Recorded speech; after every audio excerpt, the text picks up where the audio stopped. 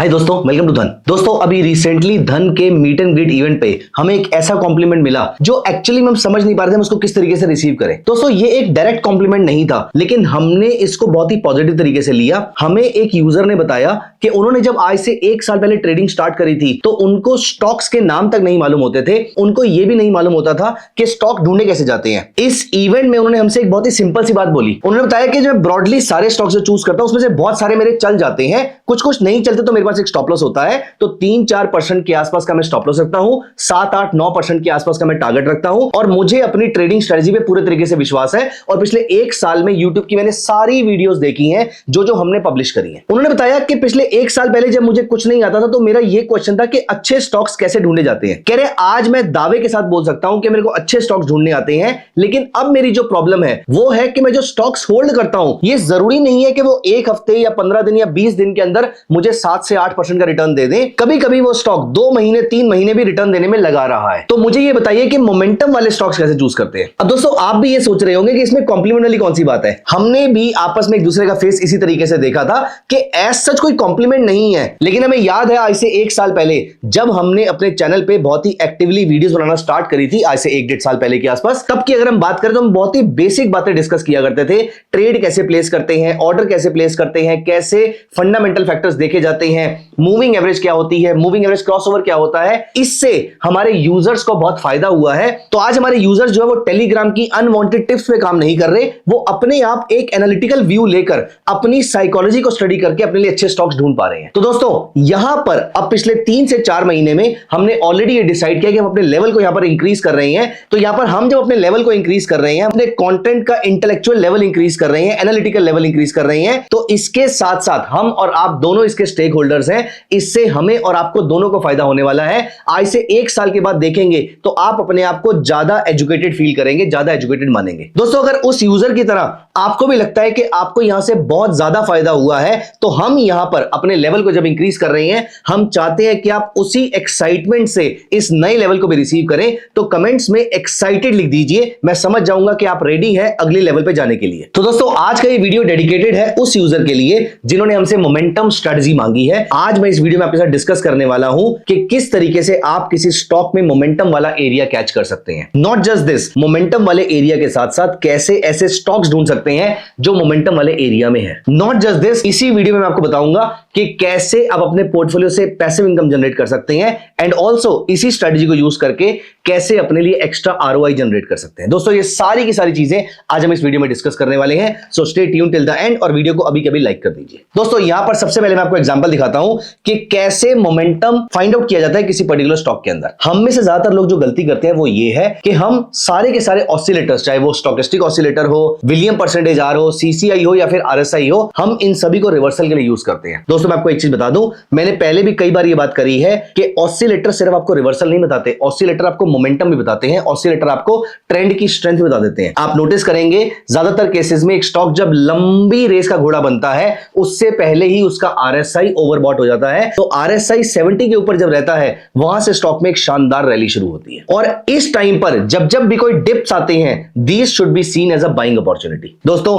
यही थ्योरी है, यही बेसिक है, यही प्रीमाइज है हमारी आज की ट्रेडिंग स्ट्रेटजी का। मैं आपको बताऊंगा कैसे आप इंट्राडे या स्विंग ट्रेडिंग के लिए अपने लिए अच्छे स्टॉक्स ढूंढ सकते हैं सिर्फ और सिर्फ एक इंडिकेटर को यूज करके, which is RSI, relative strength index, जो आपको मोमेंटम बताता है। दोस्तों मजे की बात यह कि ये स्ट्रेटजी इंट्राडे, स्विंग और पोजिशनल तीनों में यूज की जा सकती है। मैं आपको स्विंग में करके दिखाता हूं। दोस्तों हमें चाहिए ऐसा एरिया जहां पर RSI ओवरबॉट हो, तो यहां पर हम ढूंढते हैं ऐसा एरिया जहां पर RSI ओवरबॉट हुई हो। और यहां पर क्योंकि मैं लेटेस्ट प्राइसेस यूज नहीं कर सकता, मैं थोड़े से पुराने प्राइसेस यूज करता हूं। यहां पर देखिए इस पूरे एरिया में अगर आप नोटिस करेंगे तो RSI ज्यादातर टाइम पर आपकी ओवरबॉट ही रही थी। तो यहां पर जब पहली बार आपकी RSI ओवरबॉट हुई थी, मैं इस एरिया को पकड़ लेता हूं। यहां पर RSI है 71.72। ये देखिए डेट है 30 अगस्त 2023। अब हमें ढूंढना है वो वाला पीरियड जब इसका RSI छोटे टाइम फ्रेम पर नीचे आया हो, ओवरबॉट जोन से नीचे आया हो। अब यहां से जब वो वापस रिकवर करना स्टार्ट करेगा दोस्तों, यहां पर मिलेगा आपको सबसे स्ट्रॉन्ग मोमेंटम, क्योंकि आप नोटिस कीजिए इस पूरे पीरियड में अगले 4 से 5 दिन तक बड़ा मोमेंटम रहा है। और यहां पर अगर आप नोटिस करेंगे तो RSI के ओवरबॉट होने पर आपको अप्रोक्सीमेटली अगले 8 ट्रेडिंग सेशन में 23% के आसपास का रिटर्न मिला है, which is a massive return. तो यहां पर 30 अगस्त 2023 के बाद हम चलेंगे 15 मिनट्स टाइम फ्रेम पे और यहां पर हम चलते हैं 30 अगस्त 2023, ये रहा 30 अगस्त 2023। हम पहुंच जाते हैं 15 मिनट्स चार्ट पे और यहां पर हमें ढूंढना है ऐसा एरिया जहां पर 15 मिनट्स में इसका आरएसआई जो है वो 60 से नीचे आया हो। यहां पर देखिए ये आ गया है 59.95। दोस्तों यहां पर आपको सेटअप मिलने वाला है।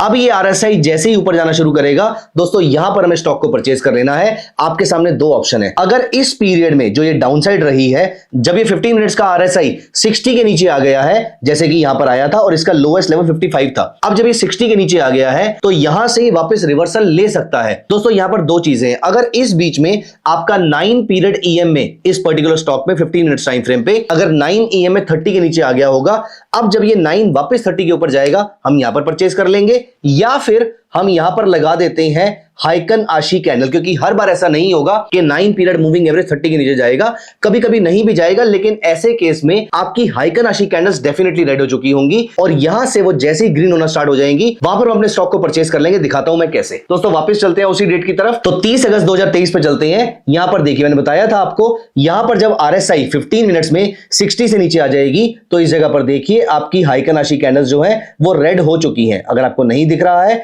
तो मैं यहां पर थोड़ा जूम करके आपको दिखा देता हूं। ये देखिए यहां पर ये कैंडल्स रेड हो चुकी हैं। अब जैसे ही आपको यहां पर 2 या 3 ग्रीन हाइकन आशी मिले, अगर छोटी कैंडल्स है तो 3, अगर बड़ी बड़ी कैंडल्स है तो 2 भी काफी हैं। जैसे यहां पर देखिए, यहां पर आपको छोटी कैंडल फिर बड़ी कैंडल फिर बड़ी कैंडल मिली, तो 3 कैंडल्स जैसे ही मिलेगी मैं उसकी क्लोजिंग पे बाय कर लूंगा। और इसके बाद अगर आप नोटिस कीजिए आपका ज्यादातर ट्रेंड जो था वो अगले 21 घंटे मतलब 2 दिन के अंदर 11.5% का मूव आया था। जहां पर 8 दिन में 23% मूव आया था उस लार्ज कैप स्टॉक के अंदर, वहां पर 2 दिन के अंदर ही आपका 12% मूव, मतलब मेजर मूव आपका 2 दिन के अंदर आया जो आप एक्चुअली में कैच कर पाए थे। और यहां पर भी अगर आप नोटिस कीजिए तो अगले 4 दिनों के अंदर आपको 17% का मूव देखने को मिला है। 23 में से 17% मूव आपके सामने आ रहा है। मैं आपको कुछ और एग्जांपल दिखाता हूं। हम यहां पर किसी और स्टॉक पे चलते हैं। फॉर एग्जांपल यहां पर मैंने बैंक ऑफ बड़ौदा बाय कर लिया। मुझे चाहिए ऐसा एरिया जहां पर आरएसआई जो है वो 70 के ऊपर हो। अगर आप नोटिस करें तो यहां पर आपका आरएसआई 70 के ऊपर जाता है। मैं लेटेस्ट ट्रेड नहीं ले सकता हूं क्योंकि वो 3 महीने पुराना नहीं है। तो जो भी मेरे को रीसेंट ट्रेड मिल रहा है वो मिल रहा है 28 मार्च 2025 का। यहां पर आपका आरएसआई पहुंच गया 70 से ऊपर।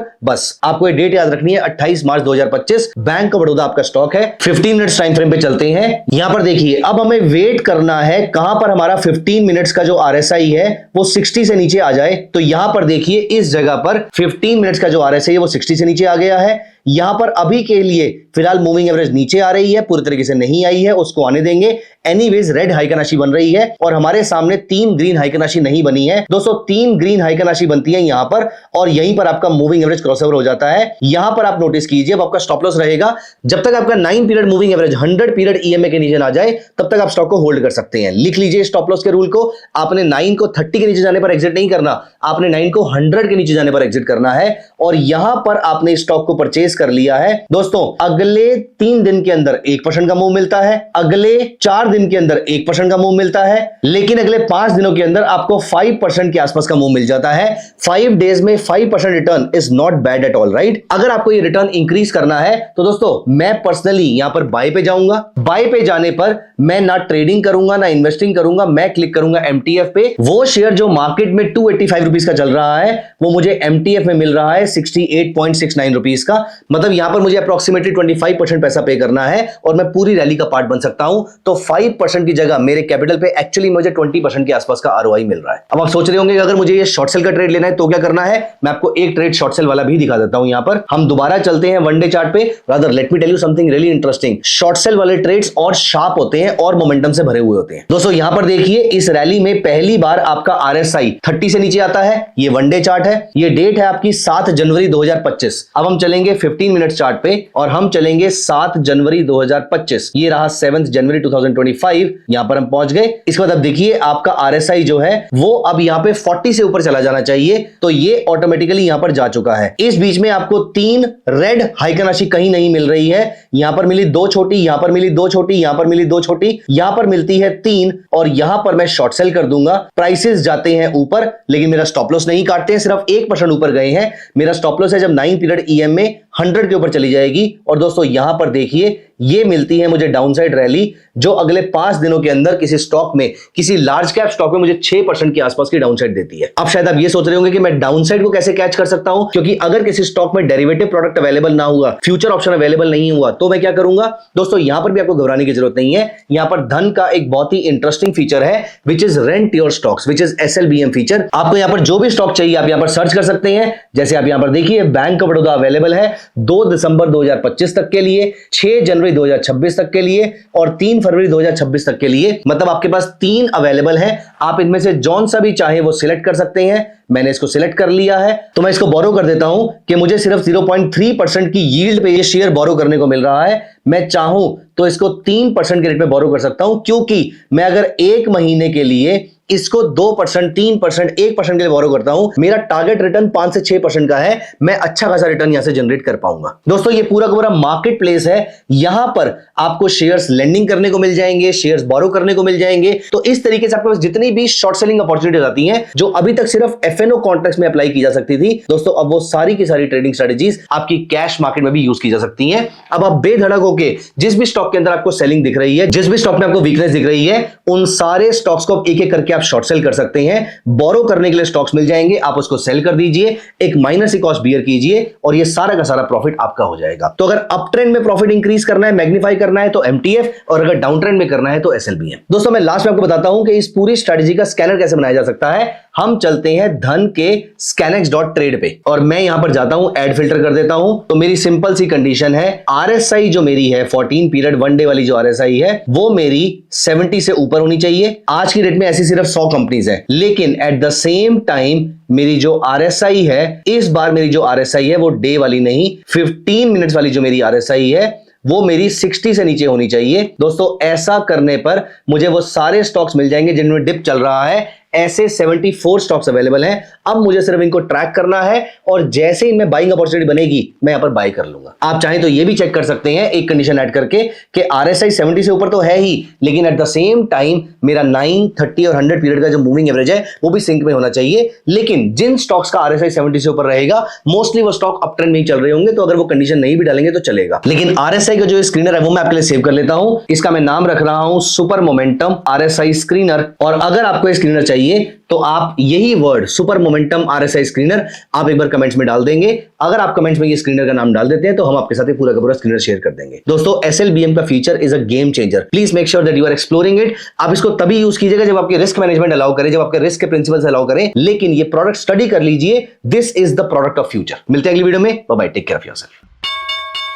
Investments in the securities market are subject to market risk. Read all the related documents carefully before investing.